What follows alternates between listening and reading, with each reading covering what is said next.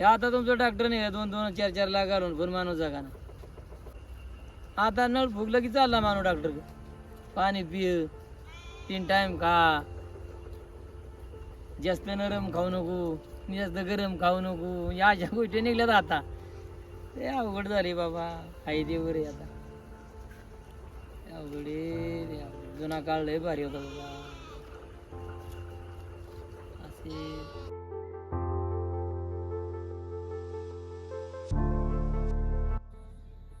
नमस्कार मित्रांनो, बघा आता आम्ही ही टाकली चटई आहे बघा. चटईवर परत हे पण टाकलं या आणि हे खाली चटई आहे. काय आता या जनावरच मग आता आवरून सावरून झोपतोय आम्ही पण गॅरंटी नाही का त्याचं रान आहे. ही तुझं रान आहे आणि गोम असते पटाडे गती गोम सुद्धा असती सर्प आहे मुंगळा आहे बऱ्याच गोष्टी त्यांचं म्हणजे रानच द्यावाने त्यांना दिलेलं हे रान. आता हे रान काय आमचं नाही आता लक्ष्मीमुळं आम्ही राहतो या. नाही तर आपलं राहणं कसं आहे जशी का चिमणी कुठं कर तसं आपलं घरात राहणं दिवसभर कुठं जा पण घरात राहणं घर कशासाठी बांधतो की राहण्यासाठी. परत आम्हाला देवाने सांगितलं बकऱ्या मग फिरा रा आता बघा सरप जर आला तर असा पण जाईल बघा अंगावर पण जाईल. पण त्याला देवाने वर दिलेला आहे की यांना त्रास काय करू नको आलं तुला जाता तर जा. आता आम्ही गावताकडे अख्खं झोपलोय बघा. आता मग आता जावरून घेतलं इकडून घेतलं पण काय गॅरंटी नाही. आता लय थंडी पडल्यावर काय करायचं मग. आता लय जर उठलो लवकर तर मग कुठे आपल्या लाकडं घ्यायची असतील मग जाळ करायचा आणि शेकत बसायचं. पण ते काय होतं पुढून शेकलं तर मागून गार पडते अंग म्हणजे अशा गोष्टी पण आहेत. यातच आपलं कुत्र्यावर खुडखुड करायचं. कुत्रं कसं मुडा घालतं असं मुडा घालायचं काय जाऊ. कारण 3री-4थी पिढी आमची हातच चालली या त्याच्यामुळं आम्ही राहतो या. पण आता इथून पुढं ना कोणीच राहणार नाही कोणीच. जे जुन्या लोकांनी केलं ते आमच्यापर्यंत आले ना आमची माहिती तुम्हाला देतो या. कारण आताची नवी पिढी अशी राहील का राहणारच नाही. जास्त अंगा घेऊन काय करतो बकऱ्या कधी आणि ठेवतो का नाही. बकऱ्यांची राखण करावं लागते. कुत्रं का बघतो तर उठावं लागतं या कानुसा घ्यावा लागतो. या अशा गोष्टी आहेत ना का नुसतं झोपून राहायचं का असं मित्रांनो गावाड हे बघा हे काय गावात आला तरी काय आहे बिचारा खुशाल मस्त का ऐकत पण असेल ती हो काय ऐकत पण असेल ह्या गप्पा छप्पा आमच्या. आम्ही सांगतो या आमचा काय शेवटी राखण करणार तू परमेश्वर हे बाळ मामा आहे जनावर येतात ना.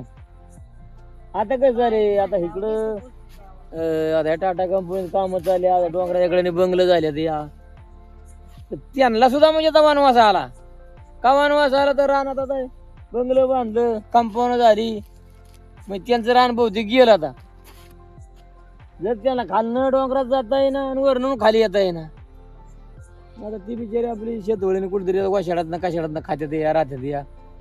अजूनच 5 वर्षांनी शेती गेली म्हणजे त्यांचा वनवास त्यांच्या मागे त्यांचा भोग आला. हा त्यांना भोग आलाच आहे पण अजून 5 वर्षांनी लय भोग येणार आहे. कंपाऊंड झाली कशी उड्या मारतील ती. आणि गावरान कुत्री लय झाली पोलोट्र्यामुळं घाणीमुळं कुत्री लय झाली त्याच्यामुळे त्यांना पण मारायला लागली हाणायला लागली. असं जनावरचा पण आता हाल होणार का. आमच्या बकऱ्यांचं का तीच आता जागा नाही जमीन नाही. पहिले शेतकरी होती शेतकऱ्याची जीवा बकरी जागायची शेती शेतकरी करायची अशा अवघड गोष्टी होत्या. आणि हे तुम्हाला बघायला भेटणार म्हणून नाही. आता या आम्ही आहे म्हणून तुम्हाला दाखवतो या. इथनं पुढं काय कोण दाखवणारच नाही आणि माहितीच नाही तर दाखवते काय. आमच्या काळात जे पहिलं ते आता नाही. गाया किती म्हशी किती ताक किती दूध किती पाहिजे तेवढं बाबा आम्ही खाल्लं बघितलं. पण आता काय तुमच्या काळात आता काय तुमचं नशीब तुमचं कर्म चांगलं राहा चांगलं वागा आणि शिक्षण घ्या हात जोडतो मी. आता मित्रांनो झोपतो आता मी कटाळलो दिवसभर कटाळलो आता झोपतो बघा. कारण सकाळ आता 6 वाजले की आमची दुटी चालूच आहे. झोपतो आता. नमस्कार मित्रांनो, चला तर आता जाऊन आणायला पाणी घेऊन डायरेक्ट मेंढराकडं. आता मी इथं रात्री लॉग इन केलं होतं, नवीन रूम घेतली. तर आता किती वाजले, पार 2:45 वाजले. 6 वाजता परत लॉग इन करायचं आहे मला. जातो एक राऊंड मारून येतो वाड्यावरती, नानांना पाणी बिणी घेऊन जरा मस्त.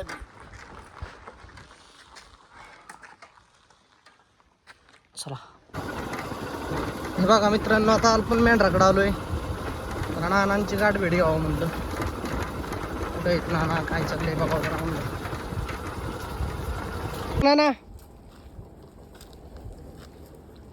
काय चाललंय? पाणी प्यायचंय का? हे घ्या पाणी.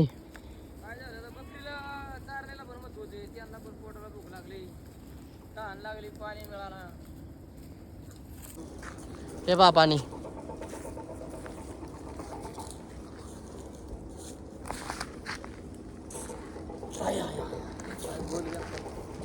थंड थंड नको ना पाणी? नाही नाही, थंड नाही लागत. बॅग काढतो जरा.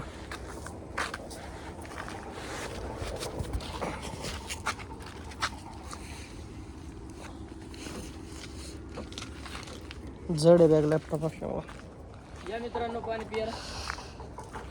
मग बाकी काय नाही रे, भरपूर तहान लागली या. मित्रांना म्हणलं तुम्ही पण या पाणी पियाला. मी पण पाणी पितो या.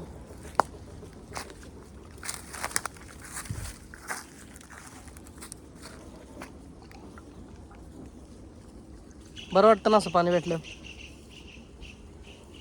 लय आनंदाची गोष्ट आहे बाबा, लय आनंदाची गोष्ट आहे. पाणी म्हणजे लय तहान लागली, पाणीच नाही नाही ते. ही बकरी काय आहे? पाण्या ठिकाणी होते ही बकरी, ते काय तरते ते. जिथं पाणी आहे तिथं चारा नाही, चारा आहे तिथं पाणी नाही, असं उलट झाली. मग आजकालच्या नवीन मुलांनी धंदा केला पाहिजे का नोकरी केली पाहिजे? नाही, धंदा म्हणजे बकरीचा हे ना व्यवसाय कुठं. नाही नाही, कोणता पण दुसरा धंदा. हा, धंदा करा, धंदा करा. नोकरीपेक्षा धंदा कसा ऐकून. हा ना, धंदा नाही ऐक ना, आपल्या शेतीवर धंदा केला ना, काही करू शकते आणि काही होऊ शकते. मी करू का नवीन धंदा? मी नवीन चालू करू का व्यवसाय? तरी जमल ना. तुम्ही येणार ना मग? हा, येणार ना. हा. हा हा हा, बरं का, साथ द्यायला मी आहे. नाना, नाशिकला जंगल तोडे विरोधात आंदोलन चालू आहे. म्हणजे असे 1700 का 1800 का 2000 झाडं काहीतरी तोडायचं चाललंय. त्याला बऱ्याच लोकांचा विरोध आहे. सयाजी शिंदे साहेबांचा पण विरोध आहे. तर तुम्हाला काय वाटतं, झाडं तोडली पाहिजेत का नाही तोडली पाहिजेत? नाही नाही, नाही तोडली पाहिजे. जे सयाजी शिंदे साहेब जे आहेत ना, खरी गोष्ट त्यांचीच आहे. कारण झाडाचं आयुष्य तोडणं किंवा आयुष्यात त्यांचं खराबी करणं हे चांगलं नाही. आणि ते जे आंदोलन करतात तर त्या साहेबाचंच खरं आहे का? तर झाड काय आज तुम्ही लावलं ते काय लगे मोठं होतं, अशी गोष्ट काय नाही. कारण जसं आपल्या आईवडिलांनी आपल्याला मोठं केलंय तसं झाडाला पण शेतकऱ्यांनी मोठं केलेलं आहे. पण आता काय झालं, कायदा निघाला, कायद्यामुळं काही लोक करायला लागली झाड तोडू नये का. आज जे साहेब करतात, कारण त्यांचं म्हणणं की विरोधपणा का करतात, तर जनतेसाठी करतात या. कारण जनतेला त्याच्यापासून फायदा आहे का, त्यांना एकट्याला साहेबांना फायदा होतो असं काही नाही, जनतेसाठी चाललं या. कारण झाड तोडल्यामुळं बेकारी होती या, पाऊस वेळेवर मग पडत नाही, मग एवढंच होतोय कशामुळं, त्याच्यामुळंच ना. काही गोष्टी का तुम्ही झाडावर ठोके घालणं एवढं सोपं आहे का? झाड अजिबात तोडू नाही. आणि जे साहेब करतात तेच माझं हात जोडून विनंती की खरोखर करतात आणि चांगलं करतात या. आमच्या गावातलं झाड ते पिपळाचं झाड पार बनवला त्याचा. एवढंच आम्ही झालं, मला पण नाही आलो. मला वाटतं अशी 10 माणसं बसतील, अशी 10. एवढी कवळ मोठी आहे पिपळाची, त्याला पारच किती मोठा आहे. मग 1 गुंठा जागा गेला नाही त्याला. ते पारावर आता म्हातारी माणसं बसतात आणि बसणारी मिली म्हातारी माणसं. आमच्या गावाच्या पिंपळाचं झाड लय मोठं आहे. एक वर्षी काय झालं वाऱ्यामुळं अशी जरी खाताडा मोठा झाली म्हणजे वाऱ्याने अशी पडायला लागली ना तर त्यांनी काय सांगितलं आपल्या मेंढपाळा बांधवाला की थोडी थोडी थोडी झाडं कट करा. त्याला ती काय झालं गाडी माणसं वारा आलं की ती पडायची म्हणजे त्याला वारं जमत नव्हतं ना अजून झाल्यामुळं म्हणून त्यांनी ती कट करून घेतली. पण तसं आहे तसं झाड आहे अजून कारण फुटलं ती. तेव्हा झाडाची मर्यादा ठेवणं हे महत्वाचं आहे. आणि शिंदे साहेब जे करतात ही चांगली गोष्ट आहे, आनंदाची गोष्ट आहे. झाड तोडू नका सांगतात ते ऐका. हा कोकणात आहे ना त्या झाडासारखे म्हणजे धपाच राहिल्यात आता.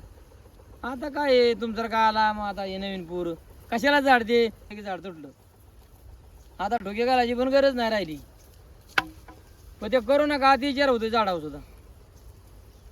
झाडावर सुद्धा अतिचार होतो. ह्याच्यावर सरकारने सुद्धा नोंद घ्यावं माझं म्हणणं. झाड तोडू ना जंगल असावा झाडापासून ते चांगल्या गोष्टी आहेत पाहिजे ते भेटते झाडापासून आपल्याला. आणि ती काय करते आपल्याला काय त्याचा त्रास आहे. ऊन लागलं तर उलटा आपण झाडाखाली जातोय गोड उभं राहतोय ते ऊन आता उभं राहिले या आणि त्याच्या खाली आपण उभं राहतोय काय त्रास आहे त्याचा. आणि जांभळा आता उंबरं आली तरी माकाड खाते या जांभळं आली तरी बकरं खाते या गुरं डोरं खाते या बोर पिकली बोरीची मग जी माकडं खात्यात किंवा बकरी खात्यात समधीच खाते या. म्हणजे झाडा पण त्रास काय आहे. आंबा आला तरी आपण खातो या त्याला तोडू नका अजिबात. शिंदे साहेब बोलतात ते खरं आहे चुकीची गोष्ट काही नाही. गोळ्या औषधं आत्ता निघाली पहिल्या काळात काय होतं आयुर्वेदिकच होतं की झाडपाल्याचीच औषधं. काय काय जुनी माणसं म्हणजे ज्याला अनुभव होता ना मुळी कुठल्या झाडाची काढायची कशी रंगसायची कशी वाटायची पियाला कशी द्यायची. या आता तुमचं डॉक्टर झालं त्या काळात डॉक्टर होते तो डॉक्टर नव्हतं. आयुर्वेदिक माणसं म्हणजे का प्रत्येक गावा ठिकाणी एखादा माणूस राहायचा आणि तो माणूस त्यांना जागवायचा अशी माणसं होती. तेव्हा का डोंगरात कसं बाहेर चालले ते पण ते चांगल्यासाठी चालले ते का माणसाला लाईट कमी पडायला लागली पाणी कमी पडायला लागलं. झाडामुळं जगणं ते नाही का आपला काय मला एक मी ऐकलंय म्हणजे लक्ष्मण मरत होता का राम मरत होता त्यावेळेस झाडाचं ते सापडा ना त्यांना झाड मग ते डोंगरच आणला नाही का मारुतीने मग ते मारुतीने आका डोंगर मग यातलं काय बाबा औषध वनस्पती लागती ते घ्या म्हणलं. तेव्हा ते लक्ष्मण जगलं का त्या झाडामुळंच जगलं. तेव्हा डॉक्टर नव्हतं तेव्हा डॉक्टर नव्हतंच. तेव्हा झाड हे उपयोगीचं आहे आणि चांगलं आहे. त्या टायमाला राम किंवा लक्ष्मण जागला असता का जागलाच नसता मरून गेला असता. कारण ते वाण्यावर किती बसतात. एक दिवस मी पाहिलं आखी वाण्यावरच अशी डोक्याला हात लावून बसतात त्यांना एवढा आमचा मरतोय का काय अशी डोक्याला हात लावून बसतात. तेव्हा तो डोंगर आणला त्या डोंगराला मग ते औषध काढल्यावर तो सहा जिवंत झाला. मग जंगलाने उपयोग किती केला या अजून पण माणसं आहेत रोगी देणारी ना अजून औषध माणसं देणारी आहेत. करा ना लय जुना ना अभ्यास आहे जुना अनुभव आहे. आमच्या बाळाला लहानपणी आता आम्ही बारीक होतो पोटात दुखायला लागलं तर माणूस दवाखान्यात जात नव्हतं. इथं नळ चोळायची अशी बारक्या पोरात असं चोळलं ना म्हाताऱ्या माणसानी मग त्याला ज्याला अनुभव आहे ते चोळायचं ते लगेच दुसरंही चांगलं व्हायचं. आताच्या म्हणजे पोरी सुरीला काय म्हणजे सांगताच येणार नाही एवढा अनुभव होता. नळ फुगलं ते पायात हे घालायची बघा ती ह्याची अंगठी तांब्याची अंगठी घालायची ते नळ फुग थांबायचं अजिबात